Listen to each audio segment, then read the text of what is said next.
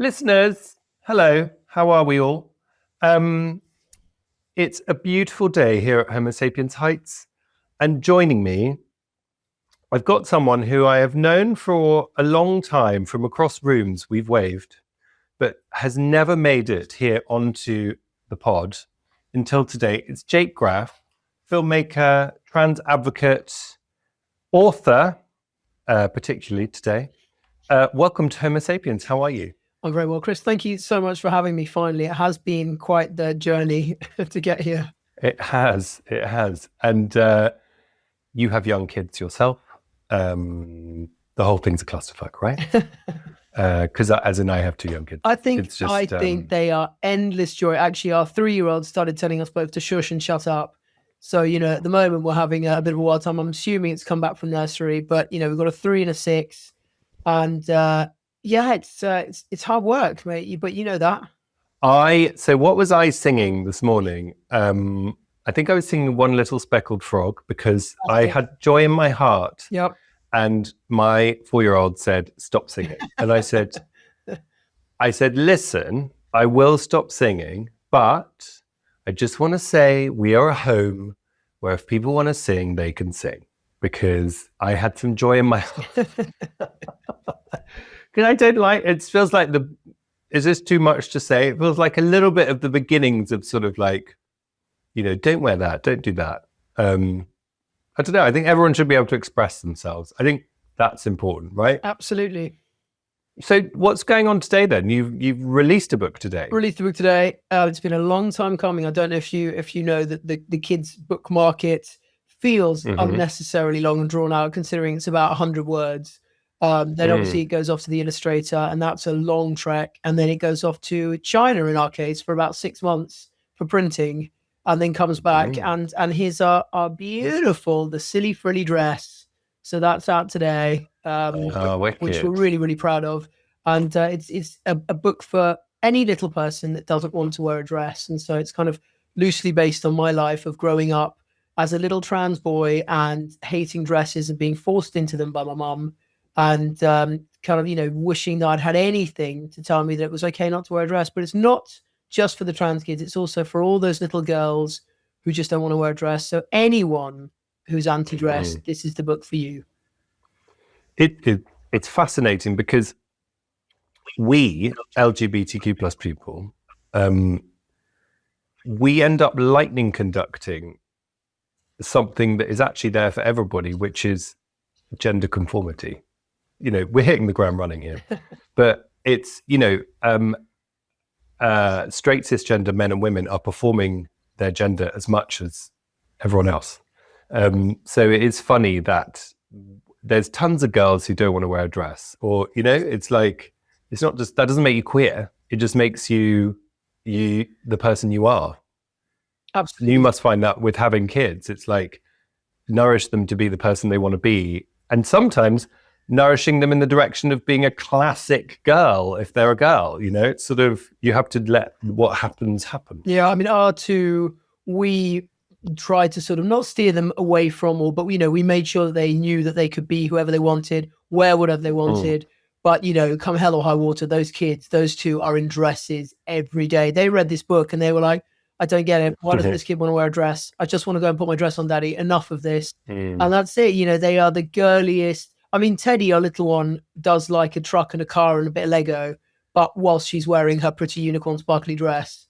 So, it's dresses are de rigueur. But this is the thing, Jake, is the truth is that it's not as binary as they say. Like, girls like cars and trucks and dresses, and there's no space for that. And I think I've said this on the podcast before, so apologies, listeners, but I find it a bit boring that I left the kids' toy market for a good 30 odd years because I wasn't shopping in that section of the store because I didn't have children. I was a child and then I left. When I go back, it's all the same. Yeah. How can it be so blue and pink? Like, how is that possible? Because the shops feel that it's important, I think, that parents have that steer on what they should be buying. And you're absolutely right. It is so segregated, so still blues and pinks, and one is for one and one is for the other. And what's interesting as well is, I don't know if you know about the pink markup.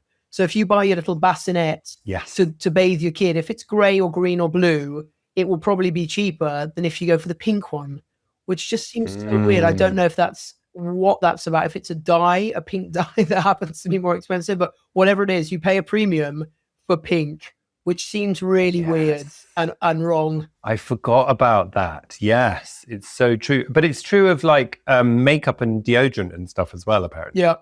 Like it's, women's products are always more expensive because it's seen as like, in this version, it's like it's beautification and putting a cherry on top. Therefore, it's considered.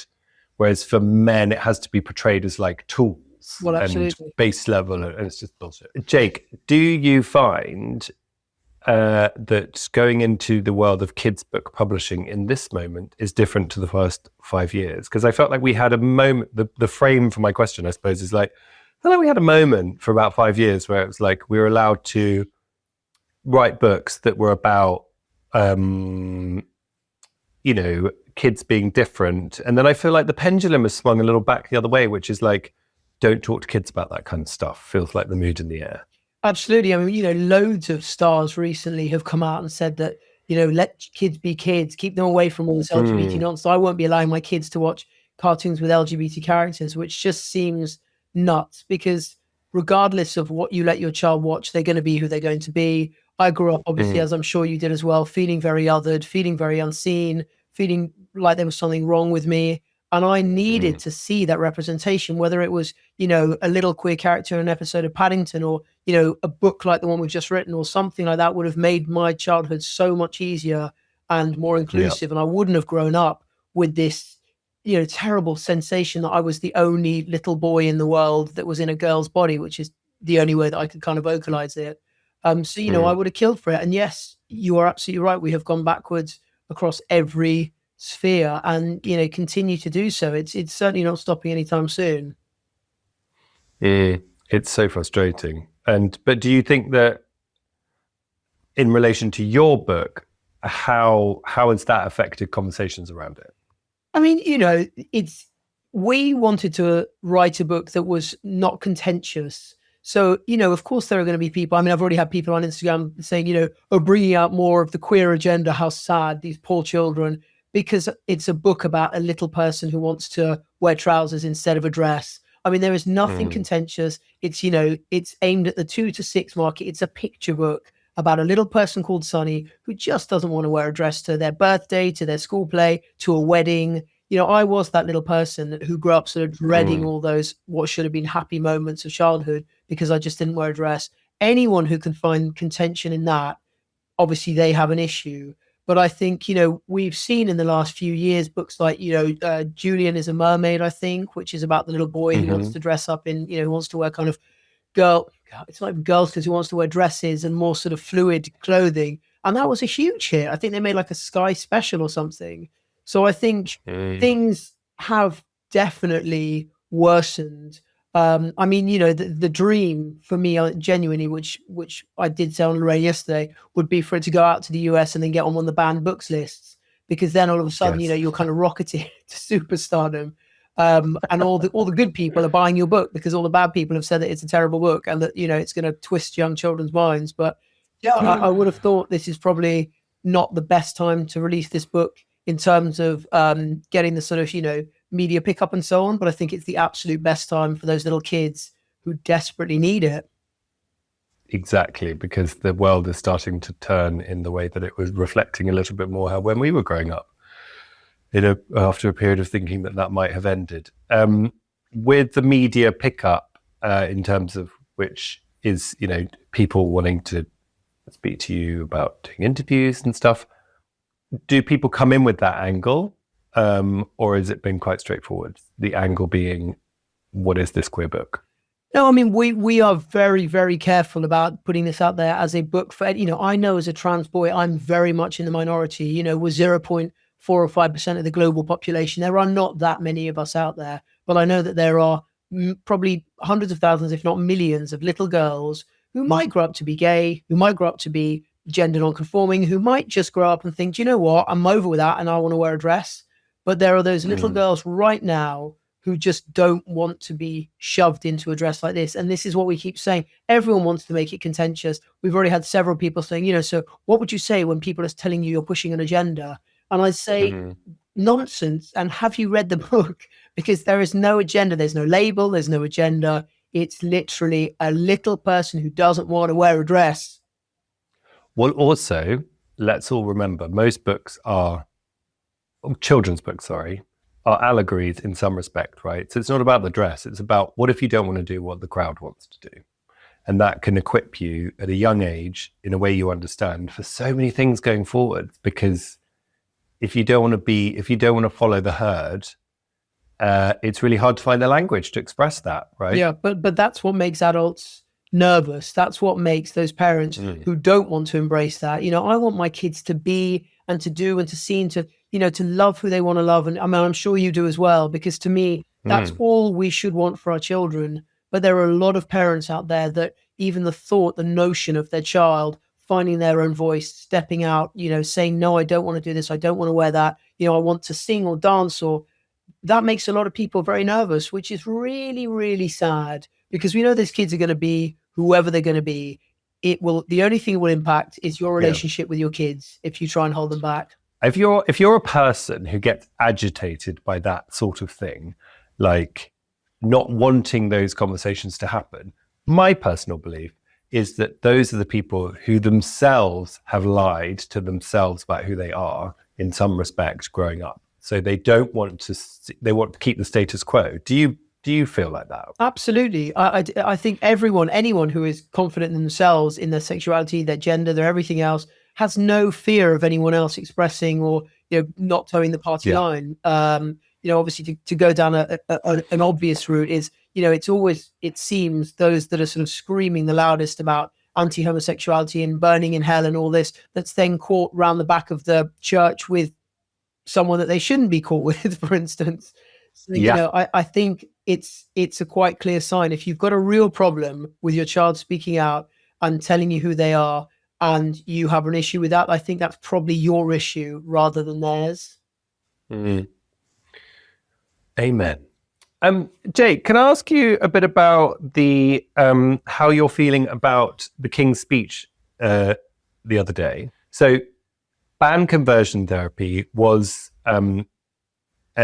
is an issue about trying to ban conversion therapy of people who are queer, trans, etc. Up and down the country. We've done episodes about it.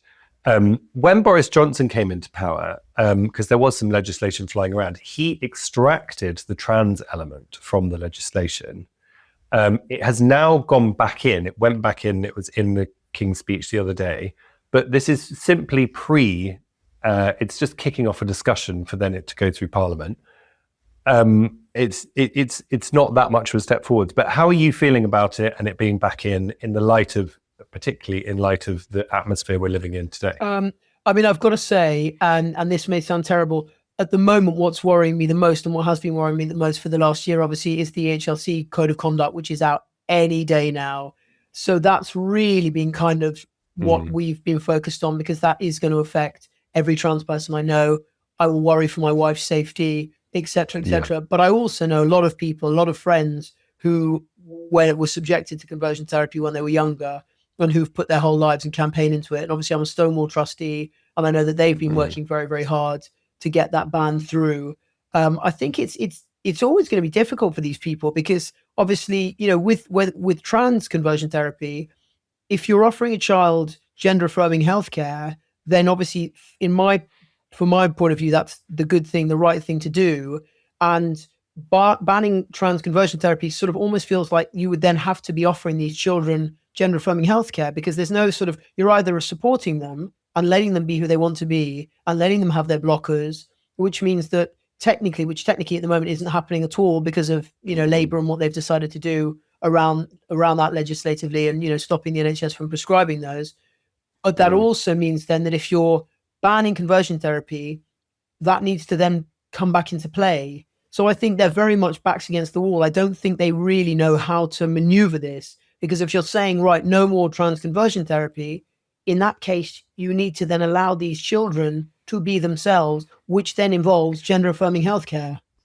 Yeah, It's support. a really tricky. Yeah, I don't feel for them, but I understand why this has gone on for so long, particularly because Labour came in and we all expected it was going to be much more hopeful than the last government. And in fact, within days, our hopes were dashed. And, we were aware that Mr. Starmer was saying some quite negative things about trans women and trans kids and so on. And, it did feel quite hopeless. And then obviously the Supreme Court ruling. So there's so much legislation happening in the background at the moment, decisions and so on, that the conversion therapy ban, I think it really is sort of, perched across all of that on what the EHRC comes out with. And then there will be a follow-up to that, because at the moment, my wife who works in a bank in Canary Wharf doesn't know if in the next sort of couple of weeks or months she'll be able to still use the women's toilet safely, let alone anything else. So it's a really tough one. It is. And I think what's interesting listening to you is that and I hadn't considered it, is, like you say, if you're going to say don't have conversion therapy, then the logical follow-on for that is therefore you've got to support kids who, if we're talking about trans kids, you've got to support them with the journey of becoming the person they know they are. And that means, puberty blockers and all the rest of it, or all the treatment. And if you...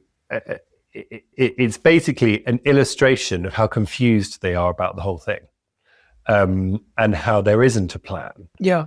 So about a year ago, I think it was April 16th, the Supreme Court, there was a court case that happened which involved no trans people. There wasn't a single trans person in the room, in the courtroom, no trans groups, no trans charities, no trans children, no parents of trans children, not a trans woman, no one, apart from some women cisgender women who really, really didn't like trans people. And they had this whole court case behind closed doors that then within the Equalities Act changed the definition of women to biologically female. And that effectively not eroded overnight, but it then threw into doubt and sort of review everything that the Equalities Act said about trans people, trans women having access to women's spaces, to cis women's spaces. And the government kept saying, well, this is giving great clarity, which obviously was quite the opposite of what it gave, which is why we have spent a year in this mud. Because, and sorry, Jake, just jumping in there, because sometimes people don't realize this. The Equalities Act allowed trans people to use their assigned gender spaces was it 2010 or 2015? I think it was 2010. Well, I think it was 2010. We'll go with a long time. Yeah. We were people, because some people didn't even know that, and it's like no, this is being rowed back. This was all sorted. Yeah. But sorry, I'll let you carry on. So since as I say, I think you're right. 2010, trans women, because it's always about trans women. It's never about trans men. No one cares about us.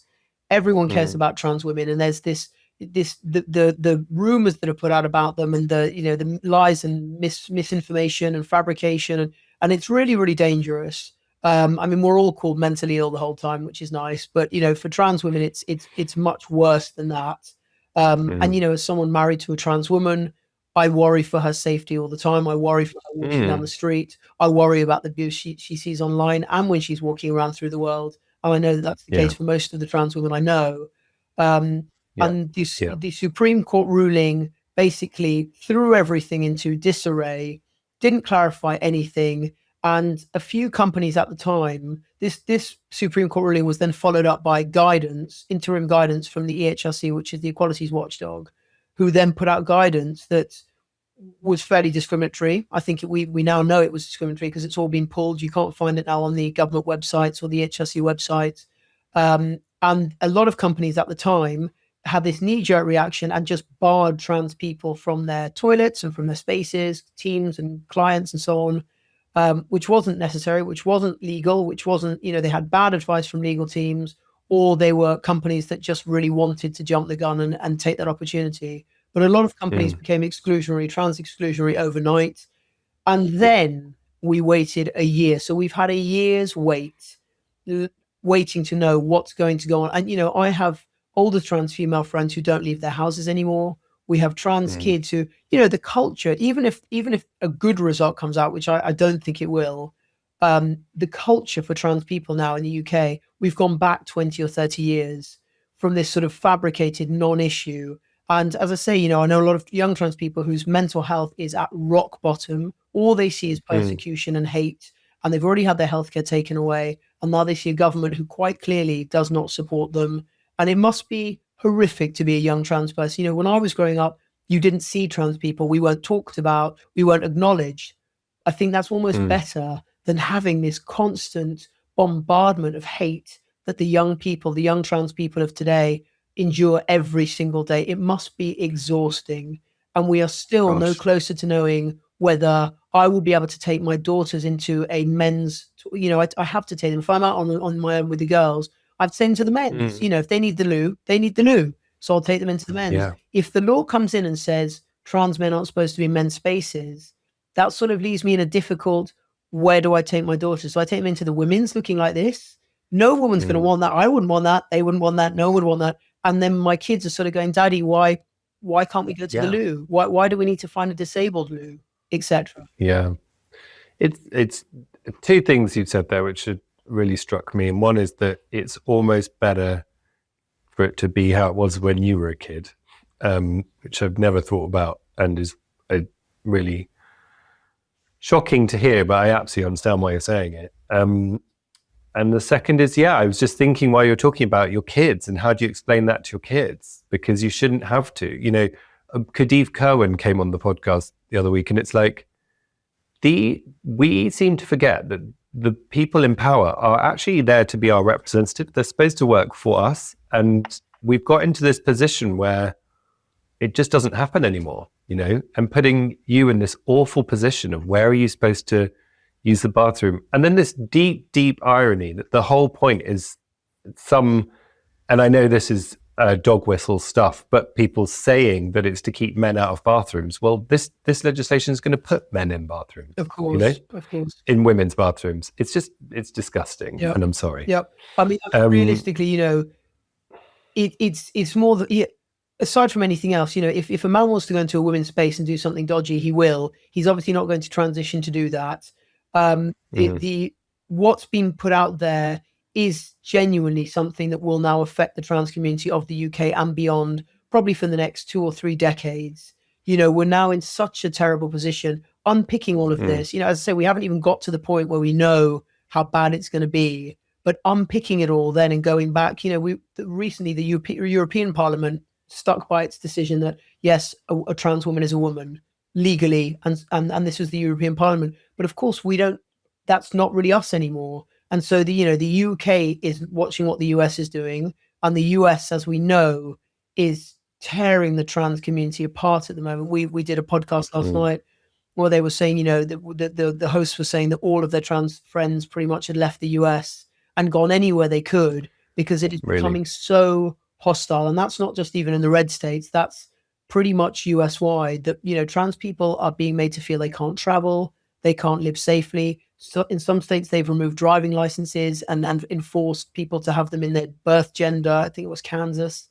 It's just what's going on over there is a wild west, but unfortunately we take a lot from their playbook. In the US, everything flips on a dime, doesn't it? Overnight things can change. What I've heard, I think what we've all heard, no one really knows what's going to go on, but I think what we've all heard is that no one's going to be happy. I don't think either side's going to be happy. I think it's going to be very discriminatory, but I think it's not going to be the full, again, hoping it's not going to be as fully discriminatory as the guidance was, which means that the other side, who don't like us at all and don't really believe that we should exist in society, they're not going to be happy either. So this is going to rumble on. People will keep fighting on both sides, to squash us down and to try and, on the trans side, to try and kind of regain that ground that we had for 2 decades without incident.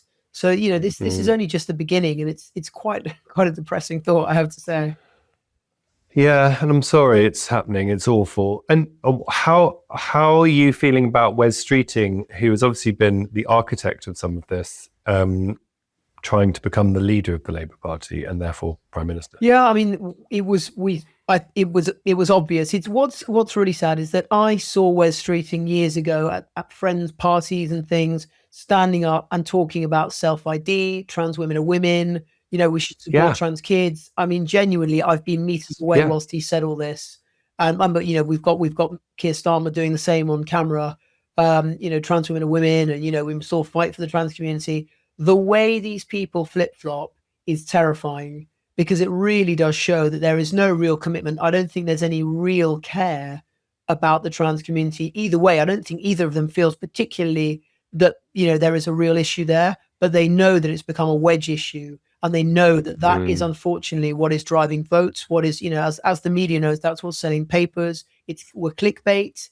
We are the political football that everyone wants to have a kick of, unfortunately. And, if Wes Streeting came in, do I think it'd be any worse than now? I don't think so, because I think the damage has been done. Whatever's going to happen with the EHRC will happen. It's just a really sorry state of affairs that this is where we are in 2026. And I have spent the last, God knows how many years, every time I got up on stage at Pride saying, Tories out, wherever I possibly could, Labour in. And I feel like an idiot now, basically. It's just the deduction of who's disposable, right? On their part of, there's a small amount of trans people. If I throw them under the bus, it dehumanizes people. And I'm just so shocked by Wes Streeting. He's been on this podcast. Has he? He's talked, yeah. And I talked about, God, I don't really want that episode to be on the feed, but at the same time, tell me what you think, but I don't know whether that's helpful in some ways. I think in some ways it's probably better for it to be on the feed so that there's an accountability for him. What did he say? But he didn't talk about, I don't think we spoke about trans stuff. We spoke about his book, but it was when he was the person you just described, standing up at parties saying, trans women are women. And I don't know, I just think that what really surprises me about it and him is that he's openly gay, in inverted commas. Obviously, don't hate that statement, but he's done all this stuff that is progressive. People knew what he stood for. I don't understand why he would go back on it. I mean, as it comes out my mouth, I realize I'm being deeply naive. But I don't know, I just feel really sad about it, if I'm honest. I suppose I'd kind of alighted on him as someone who had answers. Yeah. And maybe I get a bit bewitched by people. Yeah. Because he's charismatic and very direct. And I felt like he felt like a leader. And I was like, yeah. And then to see that happen is just such a shock. Yeah. I mean, I think the trans kid, the trans young person argument is so contentious and has become so contentious. And unfortunately, because in the last few years, all there has been is absolute lies from the media, parents transing their kids and young, healthy lesbian and gay kids being made trans to make their lives easier by their parents. I mean, the mental gymnastics you've got to go through to think that there are parents going, oh God, I don't want you to be gay, but let's go with trans. Where do we get those hormones? Is just insanity. But there has been so much misinformation. And yet what we haven't seen in the media is all those happy young trans people who have had that support, who've had those hormones, who've had their gender affirming healthcare or their blockers, and who are thriving. And we're not seeing those. And because you're not seeing those, what Wes Streeting has done makes sense to the general population who are only seeing the negative. Oh, thank God he saved our kids. Oh, he's put an end to that nonsense. Oh, he's a bloody hero, isn't he? And that's what we've unfortunately got, because you're not seeing the tens of thousands of young people who had that healthcare, who are now living healthy, happy, successful, productive lives as their most authentic selves. And that's what we need to see more of, is that representation or lack thereof is doing us a huge amount of damage. But it also goes back a little bit to what we were saying at the beginning, actually, of I think with age, truly all you want to do, we're talking about growing up to be your true self, thinking about your book and sort of or being in contact with what you feel within inside yourself. And how, as queer people, you've kind of been through that once you've come out. And I think it makes you very good at spotting it again. And how to be authentic. And like you said, seeing other people live their authentic life is just great news to you. You're never like, oh, don't do that. You're like, oh, cool, you know? And Wes, having been through that and also done it in a public manner, which is harder, to then do something which he's not stupid. He's a very, very smart guy. How's he going to sleep at night? You know, I don't think he's going to. I think that these, again, I don't want to, we've got many friends who are politicians, and I don't want to sort of string up all politicians, but it does feel, and we've seen it, we saw it for the race for the Tory leadership a few years ago. People like Penny Mordaunt, who'd also been very, very trans supportive, who again, I had seen stand up at countless pride breakfasts and talk about trans women and self-ID and fantastic. We loved Penny. And when there was the leadership race, and her and Truss and Sunak were all falling over themselves to prove to the general population, to their voters, that they were as trans exclusive and exclusionary rather, and anti-trans as possible. And that's it. I genuinely think that anyone who's got that sort of power hungry, wanting to get to the top, which he clearly does, they don't care. He's not going to waste sleepless nights. I think he'd worry more about, am I going to get in this election? I certainly don't think he's worrying about any young trans people lying in their beds crying at night. Maybe. I think deep down he knows. Because he's done it himself. I hope so. I hope you're right. And I hope at some point, if he does get in, I hope that there's a change. But I think it's all become so polarized now. And I think we all know that reform is probably coming next. And then it gets very, very bad. And, we saw the Tories, and then we thought Labour was going to be the saving grace after 14 years. And they came in and it just got worse. And look at where we are now. And I can't honestly imagine, having seen the polls and seen the way things are moving, that it's going to be anyone else but reform at the next election. I may be crazy. Well, I don't have any of the stats to my hand, but I was listening to a really interesting thing saying, actually, it's not going as well as we think. Okay. So let's remain, reasons to be cheerful. Can I just add also, Jake, what the other thing is that what I've seen more than anything else, more than trans women getting dragged out of toilets and so on, is my lesbian friends who present in a more masculine manner. They are getting it. They are getting dragged out of women's toilets because it's being policed by people who think that, I can spot them anywhere. I mean, I get it all the time. I can tell you're a woman. On our Instagram, Hannah and I get a lot of, you can tell, look at her with her beard, and, look at him with his long blonde hair. And you think, wow, I mean, that's really scraping the barrel. But anyway, what we hear from is, people who are dragging our female lesbian friends or more masculine looking women, female friends, out of toilets, the security hammering on the door, because there is this policing, and these people are now feeling emboldened and empowered to do that policing on behalf of EHRC, government, whatever. And those are the people who are really suffering, and that there are a lot more of them than there are of us, who are now being put in that very dangerous position of being questioned on, are you female enough to be in this toilet? And creating citizen police out of people who are not, why are we handing this to, actually, nonsense. Nonsense. Can I ask you two more things? One is, we talked about some turncoats there, Penny Mordaunt, Wes Streeting. Who've been your favourite politicians who have stuck with you through thick and thin? Please let there be someone on this list. Oh, God. We're actually quite friendly with Hannah Bardell, who was Scottish. And she actually is no longer an MP because it all went quite badly in the last election. But Hannah Bardell's great. I don't know if you know her. She's always out and about, and she's very, very pro-trans rights, and is fantastic. I mean, there are the good ones out there, and there are, I know that there are a lot of, having been to a lot of these events in Parliament when this first came out, and I sat in a room where there were lots of MPs and lots of lawyers and there are a lot of the people, they're cross-party, there are a lot of Tory MPs who are pro-trans, and that's whether or not they've got a trans kid or a trans family member, or just that they're decent people.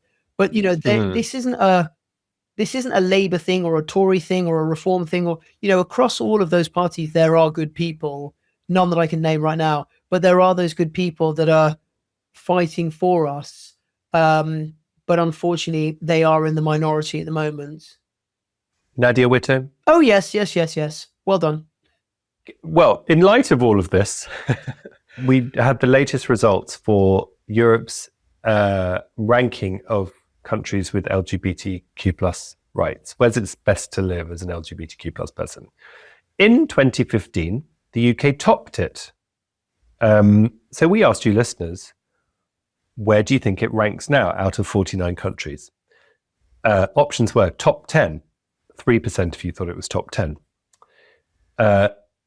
11 to 20. 11% of you thought it was 11 to 20. 21 to ranking 21 to 30, 46% of you. So that's the majority in this case.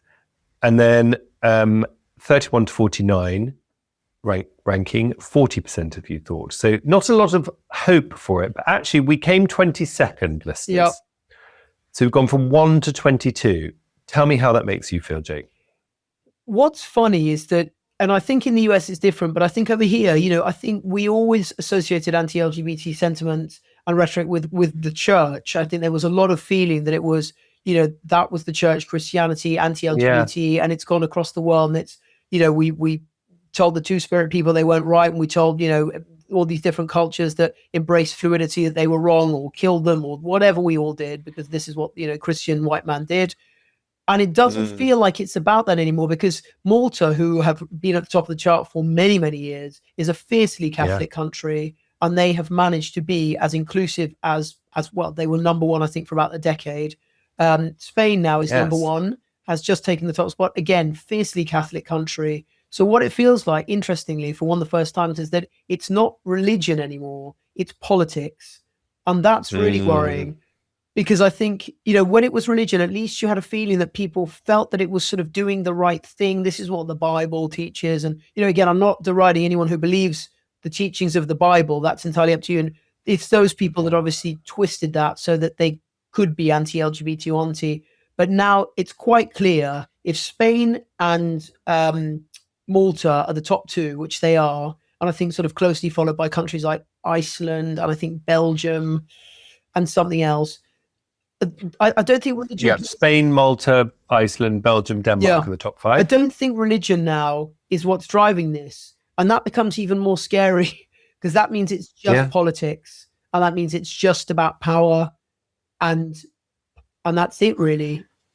Yeah, it felt like it was because of dusty old ideas before. And actually,